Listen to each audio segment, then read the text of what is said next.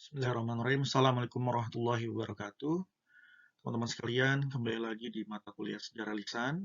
Pada pertemuan kali ini kita akan membahas mengenai teknik wawancara dalam sejarah lisan yang merupakan materi terakhir dalam perkuliahan pada siang hari ini. Slide. Baik.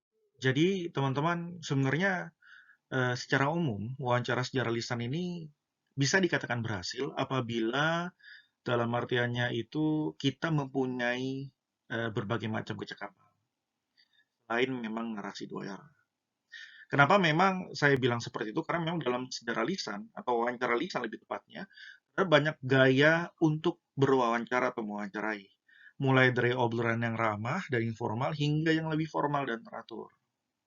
Dan saya katakan di sini bahwa wawancara yang baik adalah yang mampu mengembangkan variasi metode sesuai dengan situasi dan kondisinya, guna mendapatkan hasil terbaik sekaligus paling cocok dengan kepribadiannya. Jadi yang ingin saya katakan juga dalam hal ini adalah ketika kita melakukan wawancara secara lisan teman-teman, teman-teman itu perlu untuk menjadi diri sendiri.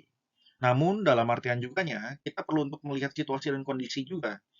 Apabila dalam artian tertentu si narasumber ini berlatar belakang kelompok sosial yang barangkali mungkin dia terbiasa gitu kan dalam situasi kondisi dia di resto misalkan, maka kita juga perlu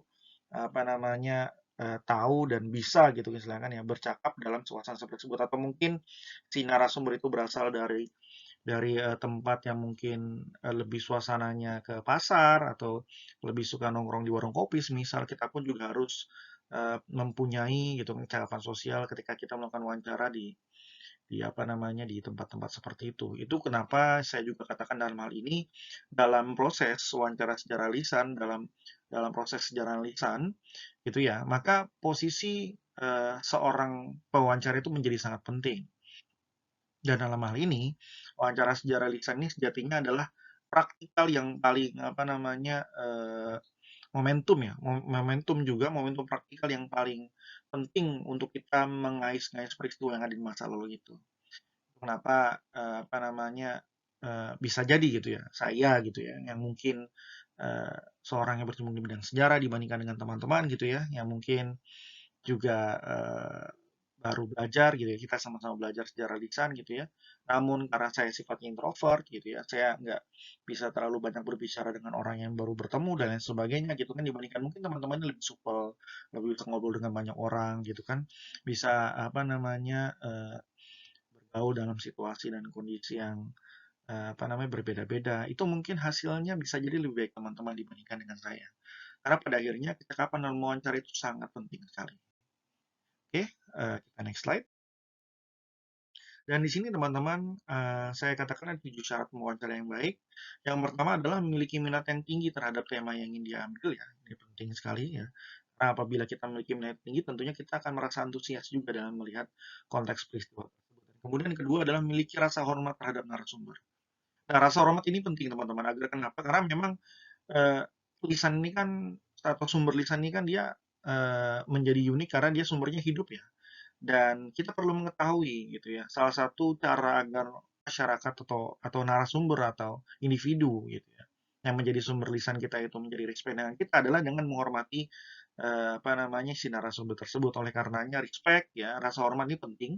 Dan kemudian ketiga adalah memiliki keluasan dalam menanggapi narasumber, lagi-lagi cakapan sosial saya katakan.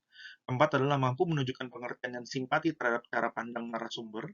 Ya, kita perlu berempati dengan beliau apabila beliau itu sedang dalam konteksnya menceritakan peristiwa yang barangkali sedih atau barangkali yang menggelora dia marah karena mungkin ada suatu hal yang tidak menyenangkan bagi dia. Kita perlu melakukan simpati ya, simpati terhadap kenangan yang beliau rasakan tersebut. Dan kemudian kelima ada kesanggupan untuk duduk tenang dan menyimak. Ya ini penting sekali, jangan sampai kemudian teman-teman itu merasa tidak ini ya, tidak nyaman atau tidak merasa ini ya, tidak tidak merasa bisa bisa mendengar dengan baik ya cerita dari si narasumber itu, seperti kita main-mainan HP gitu ya di tempatnya narasumber, terus kaki kita ya kemudian gigi kita menggeretak dan sebagainya. Kita perlu untuk duduk tenang, menyimak dan dan hal-hal lainnya gitu kan ketika kita melihat narasumber itu ya, agar kemudian si narasumber itu juga lebih nyaman dalam melakukan pengkisahan. Dan kemudian ada juga bisa untuk menahan diri untuk tidak banyak bicara ya. Jadi teman-teman ini juga sangat penting karena kalau misalnya kita banyak berbicara nantinya ketika kita nanti akan melakukan proses kegiatan pasca wawancara ya nih misalkan transkripsi teks ya ke suara ke teks dan kemudian juga mungkin penarasian kisah maka kita juga akan diganggu ya oleh suara kita sendiri oleh karenanya sebisa mungkin ya kita menanggalkan suara-suara kita dan kalaupun perlu untuk mengeluarkan suara itu hanya untuk yang momen-momen yang dirasa misalkan si narasumber itu sudah terlalu jauh melenceng ya dari pengkisahan gitu kan. Misalkan dia tiba-tiba berbicara soal cicitnya atau cucunya gitu yang di tengah-tengah peristiwa atau mungkin ketika dia dalam artian tertentunya itu eh, menjelaskan suatu peristiwa yang sekiranya itu menarik ya, yang kita perlu untuk elaborasi kembali gitu ya. Mungkin boleh kita berbicara. Tapi selain itu lebih baik kita mengangguk ataupun dalam artian tertentu itu apa namanya diam ya untuk kemudian lebih lebih mendengarkan daripada narasi atau pengisian dilakukan oleh narasumber. Dan kemudian terakhir adalah mampu melawan godaan atau menentang si narasumber. Nah ini juga penting teman-teman. Dan kemudian karena kita berbeda pandangan, kita kemudian membantah apa yang menjadi narasi narasumber itu langsung ke beliau ketika kita sedang melakukan wawancara. Nah itu tidak etis juga ya. Itu yang pertama. Dan kemudian yang kedua adalah jangan sampai kemudian si narasumber itu menjadi ilfil dengan kita. Walaupun sebenarnya hal yang dia ujarkan misalkan dalam pandangan kita itu salah dan lain sebagainya tidak perlu untuk kita lakukan di saat wawancara ya. Nah, ini adalah 7 syarat. Oke, lanjut. Dan teman-teman kita akan bagi ini menjadi beberapa apa namanya narasi wawancaranya kita akan bagi menjadi beberapa stage ya. Pertama ini pada saat prawawancara.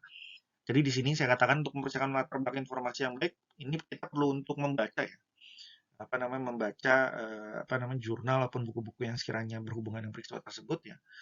Maupun dengan cara lain semisalkan kita apa namanya mendengarkan suatu pekisahan ya dari rekaman yang dulu pernah ada dan lain sebagainya. Jadi dalam artian tertentu cara terbaik untuk melaksanakan tahapan ini adalah melakukan wawancara eksplanatoris. Eksplanatoris ini maksudnya dengan melakukan wawancara eksplanasi ya terhadap peristiwa yang kita apa namanya ambil, kemudian melakukan korespondensi ya teman-teman ya, korespondensi dengan si narasumber apabila itu diperlukan. Misalkan dalam artian tertentu korespondensi ini dilakukan apabila si narasumber itu merupakan orang yang sangat sibuk atau orang yang punya jabatan tertentu ya, yang tidak bisa langsung bertemu dengan kita. Kemudian ketiga adalah pemetaan lapangan ya, situasi dan kondisi ketika kita melakukan wawancara. Yang keempat adalah menimbul gagasan atau informasi termasuk melalui studi, dokumentasi untuk kemudian membuat kita menjadi lebih paham setidaknya menjadi paham akan narasi besar dari peristiwa itu. Agar kemudian kalau kita diajakin ngobrol oleh beliau atau si narasumber itu, kita bakal nyambung gitu ya. Nah ini sangat penting untuk dapat membuat keterhubungan dengan si narasumber itu. Dan tujuan dari keempat langkah ini adalah untuk mendefinisikan masalah berikut narasumber-narasumber yang relevan. Jadi dari keempat langkah ini kita bisa dapat nih narasumber-narasumber yang sekiranya itu sesuai dengan peristiwa yang kita ingin ambil, dan kemudian untuk kita mendefinisikan masalahnya itu dalam artian peristiwa itu seperti apa. Nah, kata kuncinya di sini, saya katakan, semakin seseorang tahu, semakin kuat pula kecenderungannya untuk memperoleh info sejarah yang penting dari ya. Jadi saya katakan semakin seseorang tahu, semakin kuat pula kecenderungan untuk memperoleh info sejarah yang penting dari Jadi semakin kita mempunyai banyak pengetahuan akan peristiwa itu, semakin kita dapat mengelaborasikan peristiwa-peristiwa yang kita mungkin anggap stage-stage itu unik ya, yang interpretasi unik, namun terkesan itu tidak ada dalam teks. Nah, itu kemudian kita bisa stressing lagi ke narasumber kalau misalkan si narasumber itu memang apa namanya mengetahui stage-stage di peristiwa-peristiwa yang unik itu. Keseluruhan peristiwa ini kan tentunya kan ada momen-momen yang unik itu kan itu yang kemudian kita ambil yang pada akhirnya bisa membuat suatu kisah sejarah kita menjadi lebih hidup. Oke, lanjut. Dan di sini kemudian ada formulasi pertanyaan teman-teman ya. Nah, saya katakan di sini pertanyaan-pertanyaan spesifik setelah memberikan informasi yang banyak ini sangatlah penting ya. Jadi sebisa mungkin sebelum kita melakukan wawancara, kita perlu untuk membuat formulasi pertanyaan ini. Yang sebisa mungkin juga mengarah pada pencarian fakta-fakta yang spesifik atau komentar pada fakta tersebut. Formulasi pertanyaan dibuat sederhana dan selangsung mungkin dengan bahasa yang mudah difahami. Ya, jangan menggunakan bahasa yang kompleks atau bersayap. Hindari pertanyaan yang dapat mengarahkan jawaban yang tidak jelas. Intinya buat sesederhana mungkin, semudah mungkin, dan dalam artian tertentu sekiranya teman-teman bisa takar ya, apakah ketika kita menanyakan dengan bentuk bahasa yang seperti ini, apakah si narasumber itu bisa menjawabnya dengan baik dan lugas atau tidak gitu ya. Itu kenapa saya katakan dalam wawancara secara lisan boleh saja kita menggunakan bahasa daerah ya. bahasa daerah yang biasa digunakan oleh narasumber agar kemudian narasumber itu menjadi lebih nyaman gitu ya dalam melakukan pengisahannya. Tentunya ketika nanti teman-teman melakukan wawancara secara lisan dan buat itu video dokumenter, ya saya minta ada subtitlenya ya karena mungkin tidak setiap orang bisa membaca bahasa daerah tersebut atau mendengar bahasa daerah tersebut apa namanya dan kemudian mentranslasikannya itu dengan baik. Dan kemudian hindari pertanyaan cenderung menggiring ya, jangan kemudian kita menggiring si narasumber itu seakan-akan itu jadinya A menjadi B gitu yang paling benar gitu, jangan ya biarkan dia mengisahkan peristiwanya atas dasar narasinya sendiri. Dan kemudian jangan mengajukan pertanyaan yang membuat narasumber berpikir seperti kita. Nah itu penting sekali. Jangan kemudian membuat pertanyaan-pertanyaan itu yang seakan-akan itu menjurus ya, seperti pemikiran kita ini seharusnya seperti ini, tidak perlu. Bahkan kalaupun dia mempunyai narasi yang berbeda dengan kita, itu malah menjadi sebuah penemuan baru. Itu kenapa nanti apa namanya hal-hal seperti itu akan ini ya berjalan ya ketika teman-teman itu berada di lapangan ketika melakukan penelitian sejarah lisan. Oke, lanjut. Dan ini catatannya, semakin jelas apa yang hendak Anda tanyakan dan semakin baik Anda menanyakannya, maka semakin Anda dapat menggali informasi yang bagus dari narasumber. Dan catatan yang kedua, terkadang dalam proses wawancara, pertanyaan-pertanyaan merupakan bagian dari kesalahan tersendiri dalam konsep permainan strata atau kelas sosial. Jadi, teman-teman ketika kita membuat bahasa, tentunya kan kita tahu ya bahwasanya bahasa ini ketika kita lempar ke narasumber dalam statusnya seperti ini, misalkan beliau seorang apa pejabat ya, eselon 1 atau mungkin dia seorang menteri atau mungkin dia seorang yang pernah menjadi tokoh masyarakat dulu gitu ya. Maka bisa jadi dengan bahasa yang A, beliau akan lebih mudah memahami dan lebih mudah mencerna gitu ya. Dibandingkan misalkan kita ingin membuat kisah sejarah buruh pertambangan gitu kan. Para buruh ini martian tertentu ini dengan bahasa yang seperti yang A gitu kan mungkin nggak akan bisa apa namanya mencerna dengan baik dibandingkan kita pakai dengan bahasa B gitu kan atau mungkin ketika kita mengambil wilayah itu para pedagang di pasar misalkan gitu kan mungkin sistem obrolan warung kopi akan lebih lebih dengan bahasa-bahasanya lugas ya akan lebih bisa dicerna gitu kan oleh mereka. Jadi ini adalah salah satu kecakapan yang bisa jadi menjadi sebuah kesalahan tersendiri ya dalam konsep permainan serata atau kelas sosial. Ini saya ambil konteksnya dari Prof. Didi nih mengenai bagaimana kita melihat orang itu menurut konsep kelasnya agar kemudian kita bisa tahu ya lingkungan itu seperti apa dan beliau itu ketika ditanyakan itu melalui bahasa mereka mereka lebih nyaman. Oke, dan selain itu kita juga harus memperhatikan juga bagaimana cara memformulasi pertanyaan ya. Dan kemudian yang terakhir, pengetahuan dasar mengenai istilah-istilah kunci dalam suatu topik penelitian akan berguna sebagai kunci dalam membangun rasa hormat serta kepercayaan timbal balik. Misalkan kita mempelajari terkait dengan tadi ya, ada sejarah guru pertambangan, maka kita perlu tahu istilah-istilah kuncinya apa, misalkan batu bara atau misalkan terkait dengan apa kerja-kerja lembur dan sebagainya gitu ya. Hal-hal yang merupakan kata kunci gitu ya, yang pada akhirnya membuat mereka itu bisa menjadi lebih dekat dengan kita. Misalkan mungkin kalau kita bicara soal sejarah apa gerakan perempuan gitu ya, kita bicara soal kata-kata kunci dalam feminisme, kajian gender dan sebagainya. Nah itu pada akhirnya ketika kita juga mengetahui dan ketika kita diajak ngobrol juga nyambung, itu akan membangun rasa hormat gitu ya dan kepercayaan terhadap kita ya oleh narasumber. Oke, dan lanjut teman-teman. Nah, ini yang perlu kita juga harus lakukan ya. Ini yang pertama adalah persiapan peralatan yang harus dibawa, pelajari dengan betul teknik penggunaan alat perekam termasuk tata letaknya dan sampai kemudian ketika dalam proses wawancara kita tidak mengetahui ya tata cara penggunaan alat perekam itu sangat penting ya. Ketika kita melakukan contohnya ya, ketika kita melakukan yang namanya penggunaan alat perekam sebisa mungkin itu dekat dengan narasumber ya, jangan sampai jauh dan lain sebagainya ya. Yang namanya alat perekam seperti mungkin HP gitu ya, itu dekat dengan narasumber. Apabila narasumber itu tidak begitu nyaman gitu ya, silakan ya maka barangkali kita bisa pegang sendiri, kita dengar narasumber. Intinya bagaimana caranya agar bahasanya itu terlihat dengan jelas.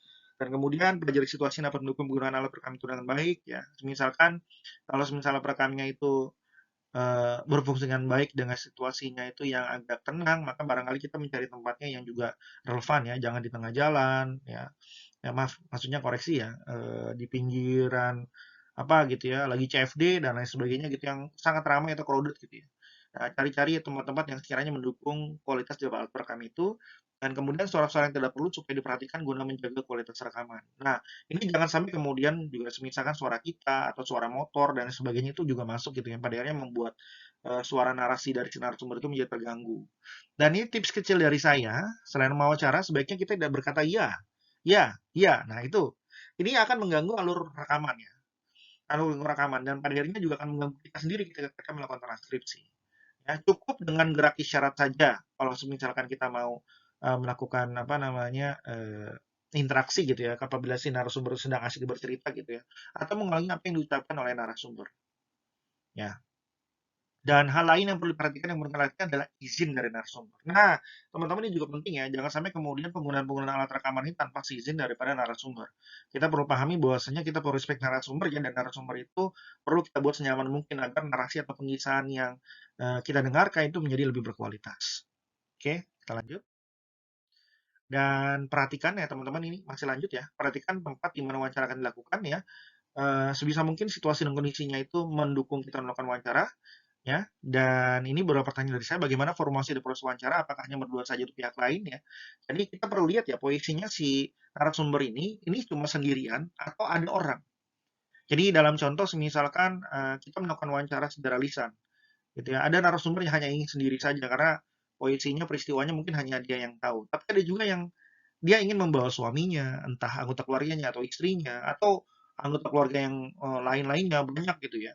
Saya pernah melihat satu orang si pewawancara sejarah lisan ini, dia mewawancarai, sebenarnya dia mewawancarai neneknya, tapi cucunya gitu ya, anak-anaknya, kemudian si ayah, ibu, paman dari cucu itu semua itu ngumpul gitu ya, di tempat wawancara secara lisan. Jadi kita perlu untuk mengetahui situasi dan kondisi itu, agar kemudian kita bisa merekayasa ya situasi itu, agar kemudian kita bisa lebih nyaman dalam melakukan narasi wawancara.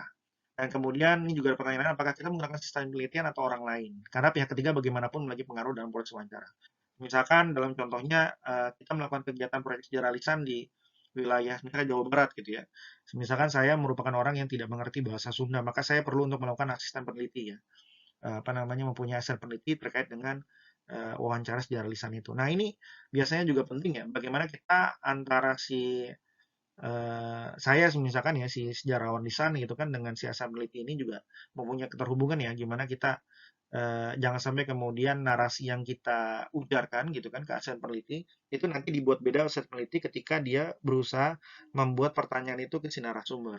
Jadi si narasumber padanya jawabnya itu tidak sesuai dengan keinginan kita. Ini juga penting ya. Ya, jadi segala sesuatunya perlu kita situasikan dengan baik. Oke, dan ini selama wawancara teman-teman ya. Intinya saya katakan di sini proses wawancara tidak bisa lepas dari efek kepribadian narasumber. Ya, kita perlu tahu narasumber itu seperti apa ya. Kita situasikan lagi-lagi. Dan jika tujuan kita terbanyak, tentukanlah poin-poin sebagai pengingat untuk misalkan mana yang sudah dan mana yang belum. Jadi daftar pertanyaan itu perlu untuk kita centang ya, mana yang sudah kita tanyakan, mana yang sudah belum gitu ya. Dan jangan memotong cerita mereka. Jangan sampai memotong cerita mereka, karena cerita mereka barangkali kalau misalnya kita potong itu kan mereka jadi lupa lagi tuh poinnya sampai mana tuh. Dan terkadang untuk mendapat suatu informasi Anda harus berkunjung berulang-ulang kali. Jadi terkadang teman-teman ada apa namanya, si narasumber itu yang nggak langsung mau ngomong ya peristiwa tersebut ya. Karena memang karena si peristiwanya itu sangat pahit bagi mereka gitu ya.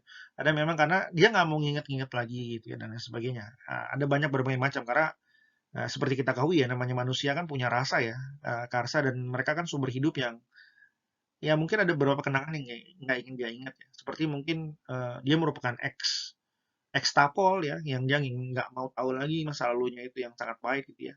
Nah, itu untuk dapat peristiwanya itu atau perpisahannya itu kita perlu mungkin ya, kita perlu untuk datang itu beberapa kali ke tempatnya itu, dan itu merupakan suatu hal yang lumrah apabila kita ingin melakukan kajian sejarah lisan secara lebih bernas gitu ya. Jadi apa namanya, ada beberapa hal seperti itu, dan itu memang menjadi tantangan bagi kita. Bagaimana kita bisa membangun kepercayaan atau trust yang penuh terhadap narasumber agar narasumber itu bisa nyaman dan kemudian bercerita secara utuh pada kita. Dan kemudian jika Anda menggunakan alat perekam atau alat bantu lainnya, jangan bermain-main dengan itu selama wawancara. Jangan kemudian pada akhirnya teman-teman kita ngebuat mainan, misalnya alat perekam kita ini HP gitu ya, kita main-main HP, terus apa gitu kan begini-begini gitu pada saat wawancara, yang membuat pada akhirnya itu si narasumber menjadi nggak respect ya posisinya ya dengan apa yang kita lakukan. Dan jika perlu untuk bantu kita fokus, kita bawa juga catatan atau mencatat hal tertentu selama wawancara. Nah, ini juga penting ya, tips kecil juga. Bahwasanya kita perlu untuk membawa buku kecil ya, atau misalkan catatan apabila apabila kita melakukan kegiatan wawancara secara lisan dan ada beberapa momen-momen yang sekiranya itu penting dan menurut kita menarik, kita bisa catat itu. Dan kemudian nanti ketika ditranskripsi, kita bisa tonjolkan itu gitu ya. Ini merupakan apa namanya, hal atau trik ya untuk membuat sebuah kajian sejarah lisan itu menjadi sebuah kajian yang lebih hidup dan menarik ya. Jadi kita pasang momen-momen itu tuh selain penarasian itu agar kemudian narasi itu menjadi lebih menarik. Oke, lanjut. Dan kemudian juga jelaskan tujuan penelitian dengan ringkas dan jelas ya, tidak usah bertele-tele dan tanyakan jika wawancara ini berkenan. Ya, nah ini beliau mengizinkan baik dari sisi waktu maupun tempat pada narasumber. Jangan sampai kemudian narasumber itu pada akhirnya nggak berkenan ya, karena pada akhirnya malah membuat si narasumber itu nggak respect. Pokoknya intinya kita perlu untuk mengamankan waktu dan juga tempatnya, gitu ya. Yang sesuai dengan dalam artian tertentu keinginan si narasumber yang nyamannya di mana untuk dia bisa bercerita. Dan jika diperlukan dan diminta, sebelum wawancara Anda bisa kirimkan dulu proposal maupun daftar pertanyaan, sehingga ketika bertemu dengan wawancara, ini bisa lebih fokus. Nah, ini biasanya ketika kita mewawancarai mantan pejabat atau mantan menteri dan lain sebagainya, orang-orang dulunya mungkin punya jabatan gitu ya, yang sekiranya beliau masih sibuk, kita perlu juga apa namanya mengirimkan daftar pertanyaannya, sehingga ketika kita bertemu, misalkan gitu ya, si beliau itu sudah tahu pertanyaannya dan bisa menjawabnya itu sesuai dengan kehendak apa namanya beliau ya puisinya. Jadi dalam artian tertentu kita sudah tidak apa namanya membuang tanda kutip waktu daripada beliau yang mungkin dia sibuk dan lain sebagainya ya.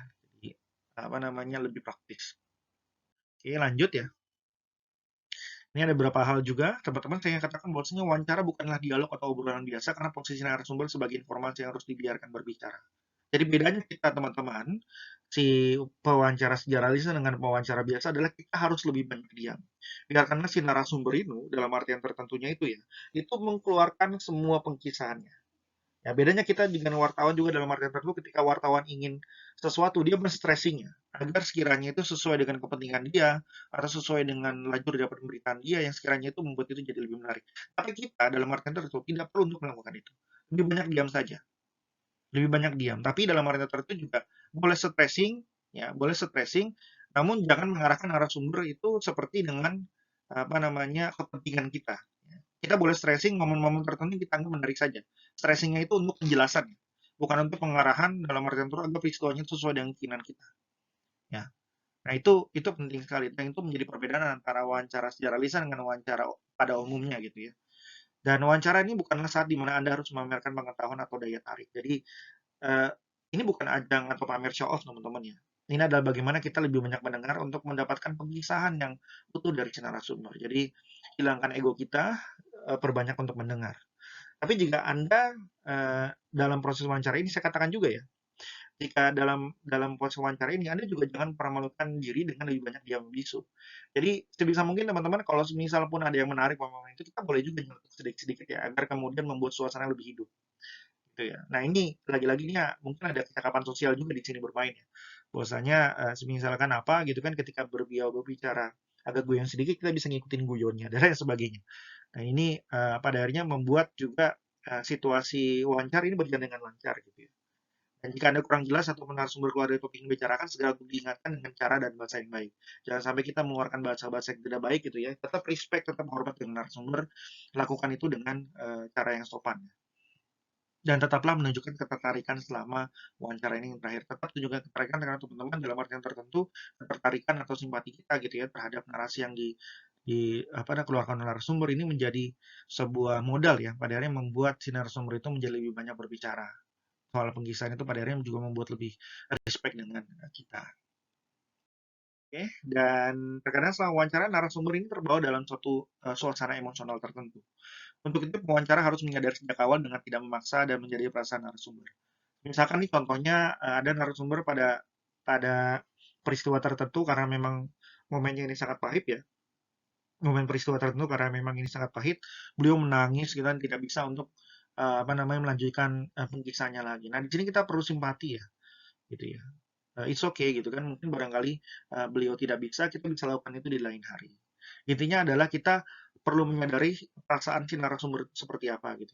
Apalagi kalau misalnya kita berbicara peristiwa-peristiwa yang kiranya itu peristiwa kelam ya seperti mungkin apa namanya sejarah Tapol atau sejarah kerusuhan tahun 98 di mana banyak terjadi pembakaran atau hal-hal yang tidak mengenakan ya voice-nya ya.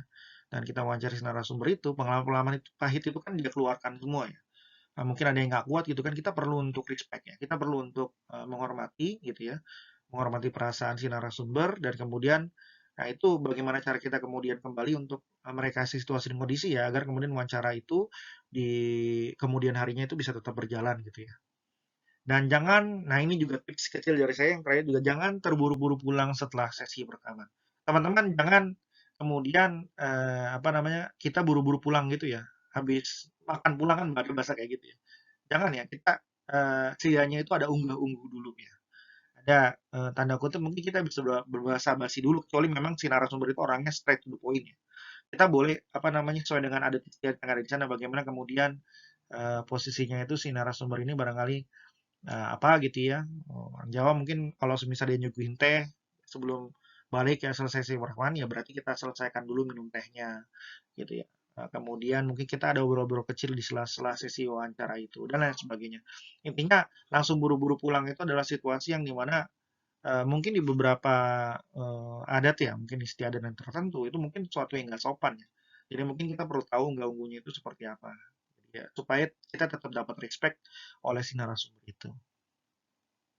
Oke, dan ini adalah slide adalah hal-hal yang perlu diperhatikan intinya adalah teman-teman dalam proses atau teknik wawancara itu adalah seringkali dalam proses wawancara kita mendapatkan perbedaan-perbedaan. Antara lain adalah kelas sosial ya atau secara sosial, perbedaan jenis kelamin ya, baik laki-laki maupun perempuan, usia ya, sifat informasi rahasianya atau tidak, ya, perbedaan ras, suku dan agama, dan hubungan antara pewawancara dan narasumber. Nah, ke dalam artian tertentu ini poinnya, ketujuh ini poinnya.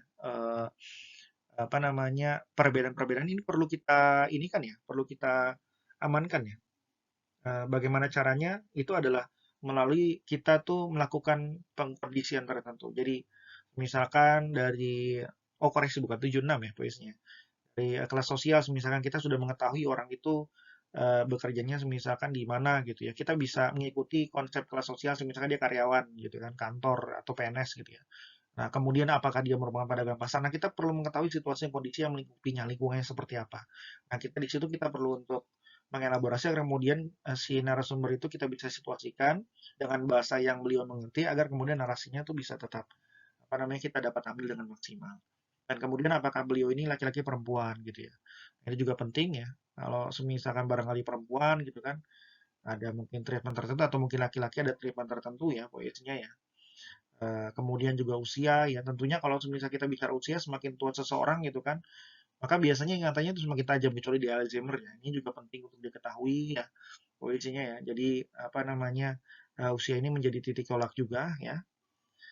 Kemudian juga sifat informasi rahasia atau tidak. Nah ini juga sangat penting juga.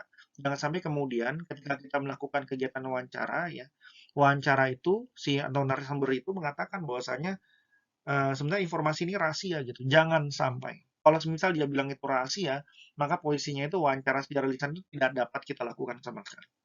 Saya katakan sekali lagi, kalau misalkan dia sampai bilang itu rahasia, maka yang namanya posisi wawancara secara lisan itu gagal sama sekali. Karena dalam artian tertentunya, maka nggak bisa kita ambil. Karena posisinya itu kita perlu untuk naikkan ini ya, naikkan kontrak dengan secara sumber ini secara hormat gitu, bahwasanya ini kan perlu kita publikasikan. Kalau memang ini rahasia, berarti kan nggak bisa publikasikan. Nah, ini kita perlu tahu bahwa dari awal ini dia bisa nggak mengeluarkan informasi ini secara publik, ya, nggak rahasia-rahasia gitu ya. Ini sangat penting untuk kita menyeleksi narasumber yang apa namanya mempunyai sifat informasi tersebut. Dan kemudian perbedaan ras, suku, dan agama tentunya juga punya adat istiadat masing-masing ya. Nah, itu juga penting untuk kita ketahui, untuk kita kondisikan ya. Misalkan kalau muslim ya, berarti kan kalau muslim dia biasa sholat Jumat, berarti kalau misalkan siang, Jumat siang, nah, kemungkinan besar nggak bisa melakukan wawancara karena pastinya dia akan melakukan sholat Jumat dan lain sebagainya. Atau sukunya kita bisa cek ya, apakah dia di mana suku Jawa kah, atau misalkan di suku Sunda kah, atau misalkan suku Sumatera, Padang, dan sebagainya yang masing-masing mungkin ada istilah tertentu yang kita perlu untuk mengerti dan mengetahui agar si narasumber merasa nyaman ya, ras juga sama, dan hubungan antar pewawancara dengan narasumber. Jadi semakin erat keterhubungannya juga ini juga akan semakin memudahkan ya, misalkan yang kita wawancara itu anggota keluarga sendiri, misalkan paman gitu ya, paman yang jauh, kakek dan lain sebagainya itu akan mungkin lebih memudahkan dibandingkan kita mewawancari orang yang sama sekali baru atau orang lain. Nah ini hal-hal yang perlu diperhatikan yang mungkin juga perlu dikondisikan bagi teman-teman. Oke, baik teman-teman kurang lebihnya itu saja. Terima kasih dan kita akan kembali lagi di eh, pertemuan pasca UTS ya, dan saya harapkan teman-teman juga mulai dapat mengambil tema-tema tertentu untuk melakukan kajian wawancara sejarah lisan. ya. Jangan lupa untuk dikerjakan karena memang itu menjadi ujian akhir semester kita, ya. Kurang lebihnya itu saja, ya, teman-teman ya. Dan di akhir apa namanya sesi ini saya mengucapkan minal aidin wal faizin, mohon maaf lahir batin. Kita akan bertemu lagi di pertemuan-pertemuan lanjutan, ya. Walaupun muwaffiq walaupun Assalamualaikum warahmatullahi wabarakatuh.